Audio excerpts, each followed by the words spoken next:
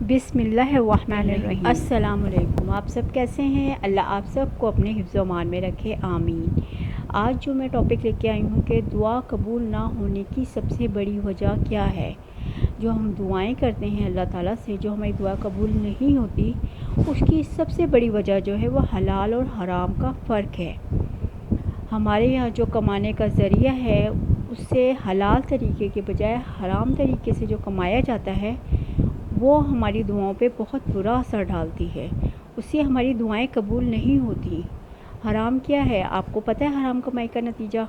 حرام کمائی یہی ہوتی ہے جو دو ہی چیز ہوتی ہے وہ آپ 5 میں سیل کریں۔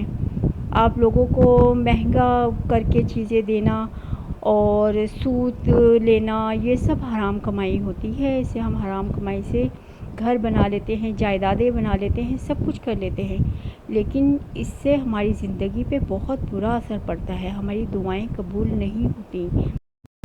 لیکن اگر ہمیں احساس ہو جائے کہ ہم نے یہ برا کام کیا ہے تو ہم اپنے رب سے معافی مانگ سکتے ہیں، توبہ کر سکتے ہیں، رو رو کے گڑ گڑا کے اپنے رب کو منا سکتے ہیں، اللہ ہماری دعاؤں کو قبول کرے گا۔ اور اگر جائیداد بنا لی ہے، آپ کے پاس وہ پیسہ ہے، تو آپ وہ پیسہ صدقہ خیرات میں نکال دیں تو آپ کی دعا قبول ہو جائے گی۔ وہ مال جو آپ نے جمع کیا ہے حرام کمائی کا، وہ مال آپ کوشش کریں غریبوں کو دیں، صدقہ خیرات کریں تو آپ کی توبہ اللہ قبول کرے گا۔ ساری بات یہ ہے کہ آپ اگر دل سے مانگیں، آپ کے دل میں ہوگی تو آپ کبھی بھی وہ مال جمع نہیں کریں گے۔ اگر دل میں آپ کے ذرا بھی ندامت ہے تو اللہ سے توبہ کریں، اور جو مال جمع کیا ہے آپ نے کوشش کریں اسے نکال دیں، صدقہ خیرات کر دیں۔ دعاؤں میں بہت سی دعائیں ہیں، ہمیں اپنی مغفرت کی دعا مانگنی ہوتی ہے، لیکن کیا فائدہ جب ہماری دعا قبول نہ ہو۔ 3 چیز انسان کو اللہ سے دور کرتی ہیں: اپنے اعمال کو زیادہ سمجھنا، اپنے گناہوں کو بھول جانا، اپنے آپ کو سب سے بہتر سمجھنا۔ جس انسان میں یہ 3 چیزیں ہوتی ہیں وہ اللہ سے دور کر دیتی ہیں۔ کچھ لوگوں کو پچھتاوا بھی نہیں ہوتا، ہم سوچتے ہی رہتے ہیں کہ شاید کسی وقت انہیں احساس ہوگا اپنے منفی رویے کا، لیکن ایسا نہیں ہوتا۔ یہ پچھتاوے بھی ظرف والوں کے لیے ہوتے ہیں، بے حس لوگوں کے پاس تو صرف اپنا آپ ہوتا ہے۔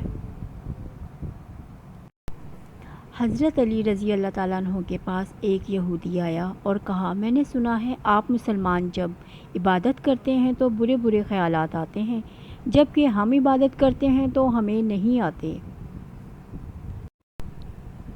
حضرت علی رضی اللہ تعالیٰ عنہ کے پاس ایک یہودی آیا اور کہا، میں نے سنا ہے آپ مسلمان جب عبادت کرتے ہو تو برے برے خیالات آتے ہیں، جبکہ ہم عبادت کرتے ہیں تو ہمیں نہیں آتے۔ حضرت علی رضی اللہ تعالیٰ عنہ نے فرمایا، ایک گھر فقیر کا ہو اور ایک امیر کا تو چور کہاں جائے گا؟ یہودی نے کہا، امیر کے گھر جائے گا۔ حضرت علی رضی اللہ تعالیٰ عنہ نے فرمایا، تبھی تو شیطان ان کو ستاتا ہے جن کے دل میں اللہ ہو، جن کے دل میں اللہ نہیں ہوتا وہاں شیطان کا کیا کام؟ تمہارا مرض تمہارے اندر ہے اور تمہیں معلوم نہیں، تمہاری دوا تم میں ہے، تمہیں معلوم نہیں۔ تم خود کو معمولی جاندار سمجھتے ہو، حالانکہ تمہارے اندر تو پوری کائنات چھپی ہوئی ہے۔ اس کا مطلب یہی ہے کہ ہم جو چاہیں ہم کر سکتے ہیں، ہم میں جو بھی معاملات ہیں وہ ہم نے خود ہی صحیح کرنے، کسی اور نے نہیں۔ اگر کوئی بھی پرابلم ہے وہ ہم نے ہی صحیح کرنی ہے۔ ایسا ممکن ہی نہیں دعا کا صلہ نہ ملے، یا تو وہ چیز ہمیں دے دی جاتی ہے یا ہماری دنیا ہی بدل جاتی ہے۔ اللہ تعالیٰ ہماری دعا کو سنتا ہے، ہم دل سے مانگیں۔ ایک وقت تھا میں کہتی تھی کہ الہی دعائیں مانگتی ہوں مگر کوئی بھی قبول نہیں ہوتی، کیوں نہیں ہوتی؟ لیکن میں غلط تھی، میری دعائیں قبول ہوتی تھیں پر میں نے کبھی غور نہیں کیا، میں نے کبھی محسوس ہی نہیں کیا۔ اب جب محسوس کرتی ہوں اس کی رحمتیں تو ہر دعا قبول ہوتی ہے، محسوس ہوتی ہے، اور جب جب دعا قبول ہوتی ہے میرا اس ذات پر یقین اور پکا ہو جاتا ہے۔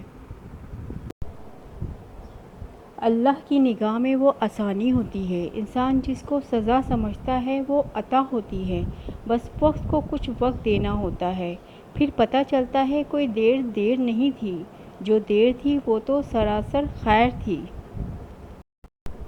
اللہ کے فیصلے اللہ کو ہی پتہ ہوتا ہے، ہم لوگ بس کہتے ہیں ہم نے دعا کی اور فوراً قبول ہو جائے، یہ نہیں پتہ ہمارے رب نے ہمارے لیے کیا کیا کرنا ہے۔